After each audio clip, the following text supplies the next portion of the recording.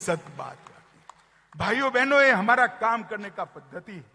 हमने यहां पर महाराष्ट्र के विकास के लिए ढेर सारे काम देवेंद्र जी ने किए।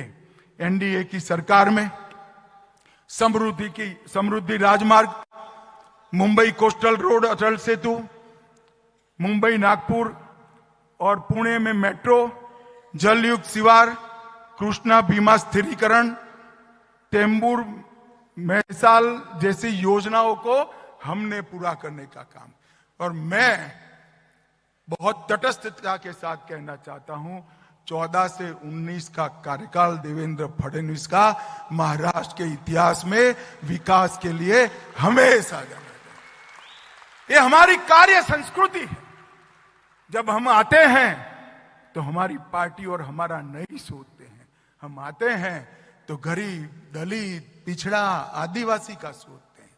और ये काम हमने महाराष्ट्र में भी कराकर देखा, बताया है, और देश में भी कर अभी मोदी जी आए थे 13 जुलाई को 30,000 करोड़ की नई परियोजनाओं का शिलान्यास और उद्घाटन नरेंद्र मोदी जी को कर दिया। भाइयों बहनों, ये हमेशा बाबा साहेब का नाम लेते हैं।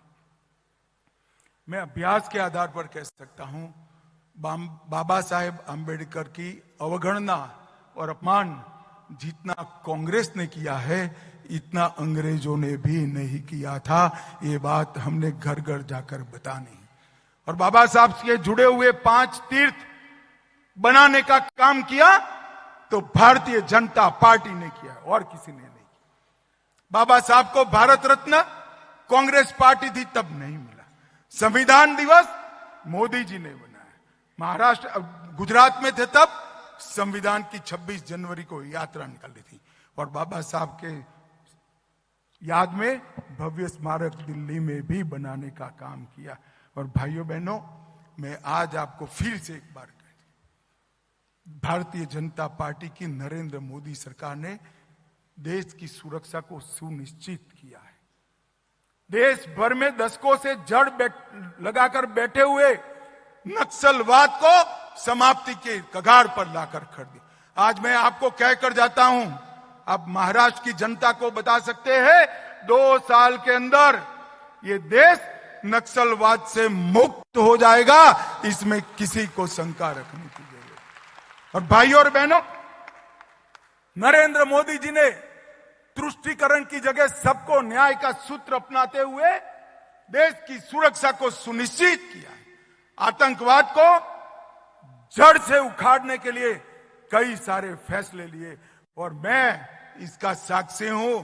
मैं आपको आपके जैसे कार्यकर्ता के नाते बताता हूं, देश की सुरक्षा को औरंगजेब फैन क्लब सुनिश्चित नहीं कर सकती, भारतीय जनता पार्टी।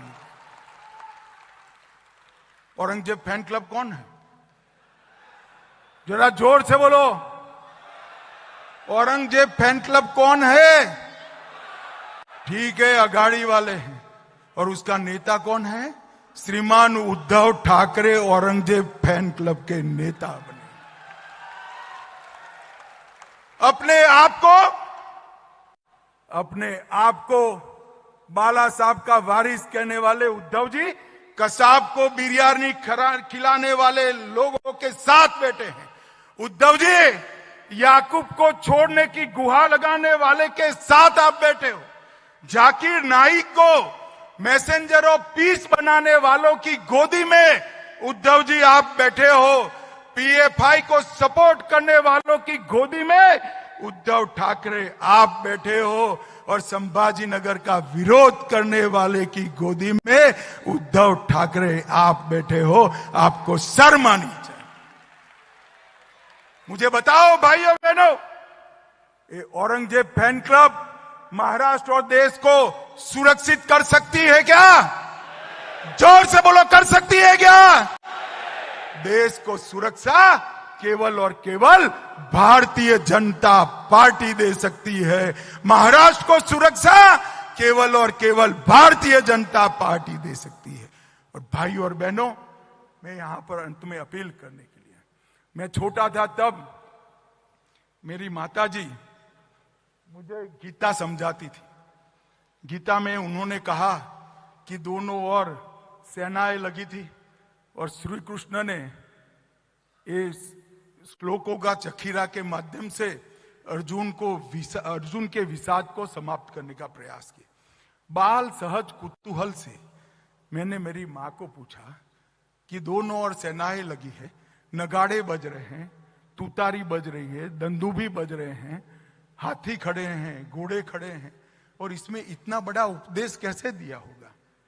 तो मेरी माँ ने मुझे बताया था कि पूरी गीता श्री कृष्ण ने नहीं पढ़ी होगी, शायद श्री कृष्ण ने इतना कहा होगा, अर्जुन स्मृति को तेज करो, जीवन भर मैंने जो उपदेश दिया है उसको आत्मसात करो और धनुष बाण चढ़ाओ और कौरवों का संहार करो। आज मैं यहां आया हूं तब मेरे सामने रामबाबू जैसे वरिष्ठ कार्यकर्ता भी बैठे हैं, वरिष्ठ नेता भी बैठे, जो चुनाव लड़े हैं, लड़ाए हैं। मुझे चुनाव के गुर आपको नहीं सिखाने हैं। मैं एक ही बात करना चाहता हूं, पूरा जीवन हमारे पुरखों ने, हमारे वडीलों ने जो हमें सिखाया है वो याद करें। राष्ट्र प्रथम, मुझसे पहले मेरी पार्टी और मेरी पार्टी से पहले मेरा देश, इस सूत्र को हम आत्मसात करें, एकत्र आए, एकजुट हो, परिश्रम की पराकाष्ठा करे और सबसे प्रचंड बहुमत के साथ भारतीय जनता पार्टी के नेतृत्व में एनडीए की सरकार बनाए। मुझे बताओ भाइयों बहनों, प्रदेश भर में गांव गांव, घर घर, नगर नगर, महानगर तक जाकर ये बात पहुंचाएंगे क्या? अरे जोर से बोलो, पहुंचाएंगे? कमल को जिताएंगे, साथियों को जिताएंगे, महाराष्ट्र को सुरक्षित करेंगे, देश को सुरक्षित करेंगे।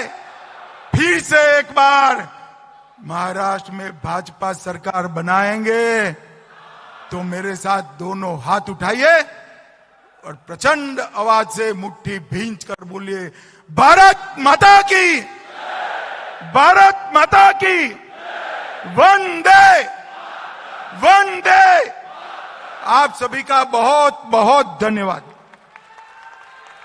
सगळ्यांनी राष्ट्रगीतसाठी उभं राहायचंय, सगळ्यांनी राष्ट्रगीतसाठी उभं राहायचंय। राष्ट्रगीत झाल्यावर बाहेर भारत माता की, भारत माता की, भारत माता की। धन्यवाद।